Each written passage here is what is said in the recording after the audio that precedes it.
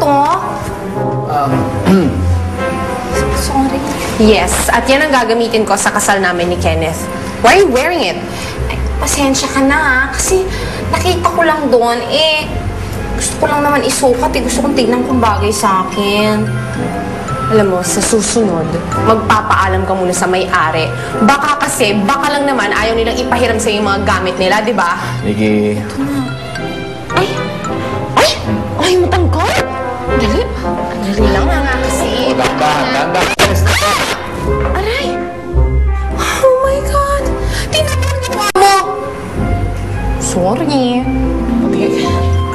Paano pa nga naayos yan? Simple lang to. Paggawa na lang natin sa modista mo yung gumagawa. Okay na to. Don't worry. It can be fixed, okay? Oo, naman. Real lang. Galing pa yan sa lola ko. Hindi naman mukha. Simple lang yan. Uy, sandali. Kung makatawa naman tayo, parang walang sakit itong si Coca. Uy, Manay, humingi ka na ba ng second opinion? Gusto mo punta tayo sa doktor, samahan kita? Oy! Join ako dyan. Ano ba kayo? Nakalimutan niyo na ba ang motto ng Soft Drinks Beauties? One for all, 1, 4, 3, 4, 4! Ay, thank you! Bati na sila! Yes. Hindi na kayo mag-aaway yan, ha? Hindi na. Oy! Walang bawian, ha? Wala na. Success! Success ang anyes. Ano nga? Wala naman talaga akong sakit. Ang gusto ko talaga, magkabati kayo. Ay, nako. Pero in fairness, kapatid ha, wagi ka. Oo nga. Nadali mo kami doon. Ganito na lang. To celebrate, ako ang magbabayad ng kinain natin ngayon. Ay, wag naman. Kailangan sali rin ako sa pagbayad. Ako hindi na. Alam ko namang malaki ang gastos mo ngayon, lalo na magkasama na kayo ni Chong. Bakit nasali si Chong sa usapan, ha? Parang pinapahiwatig mo na naman, ha? Hindi kayang buhayin ni Chong ang sarili niya. Hindi naman sa ganun, pero aminin na natin. Ikaw ang nagsusustento sa lalaking yun, kaya marami kang gastos. Kaya ako na lang ang sasagot ng pagkain. Ewan ko sa'yo. Sige. Ikaw ang magbayad, ikaw ang maraming pera. Sige, palibhasa. Walang nagmamahal sa'yo. Tingnan na. Akala ko ba friends na kayo? Friends ng mukha mo. Hoy, ikaw ang magbayad dito, ha? Ba't ako? Oy! Ano yung babayad ko? Don't worry, Miss Nikki. Minor lang ang sira ng brain. We can still fix it. Oh, kita mo? Sabi, kayang-kaya niya naman gawin eh. There's nothing to worry about, Nikki, okay? Ay, alam mo kung hindi naman kasi pinakailaman ng best man. Ano ba siya? Kung ano man siya. Hindi naman magiging ganyan yan eh. Oo nga, Nikki, sorry na nga yung tao. Di ba? Hindi naman niya sinasadya. Hindi mo naman sinasadya, di ba? Look, you're blowing this out of proportion.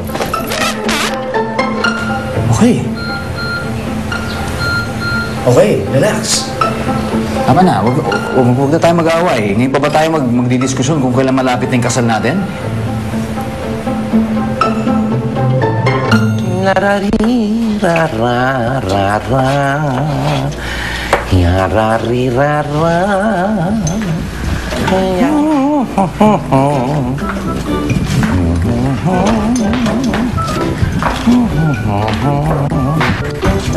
Good morning! Ay! Good morning! Uy, mukhang good mood ka, ha? Wala naman kasi akong choice eh. Kesa naman sa magmukmuk ako sa kwarto ko, and I'd rather stay here. Correct! Ow! Ay!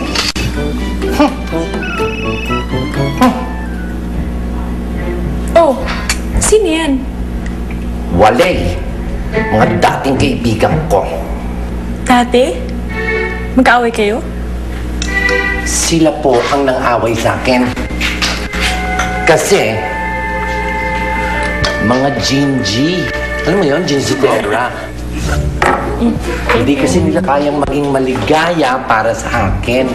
Inggitera talaga yung mga yan. Kala ko pa naman mga best friends ko sila. Walay naman pala. Nako, alam mo dapat binavalue mo yung mga friends mo. You'll never know. Baka any minute matulad sila kay Mia. Sino si Mia? Best friend ko siya. Nasa heaven na siya ngayon eh. Ay, Na-aksidente kasi. Alam mo, sayang yun. Sobrang bait nun, saka dapat ikakasal na sila ng kuya ko. Mahal na yun eh. Nung namatay yun, sa sobrang galit ng kuya ko, naku, sobrang hahantingin na yung babae niya dahilan dun sa aksidente na yun. Wala siyang sinasanto. Sko, ka-jokot naman yung kuya mo.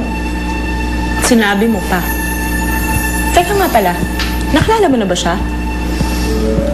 Actually, hindi pa. Ay, may dumating ba kasi na kuya na yun? Dali, buksan mo yung pinto na kung magagalit yun pag wala magbubukas kagad sa kanya. Ay, ganun. Pakibantay lang yung linuluto. Sige. Ang dali lang. Dali. Eto na po, eto na, nagmamadali nga. Welcome back, boss. Kumusta Ramblon? Nahanap niya ba si, Tonya Estrella? Kung nakita ko si Tonya Estrella, hindi sana nakangiti ako. Nakangiti ba ako? Hindi.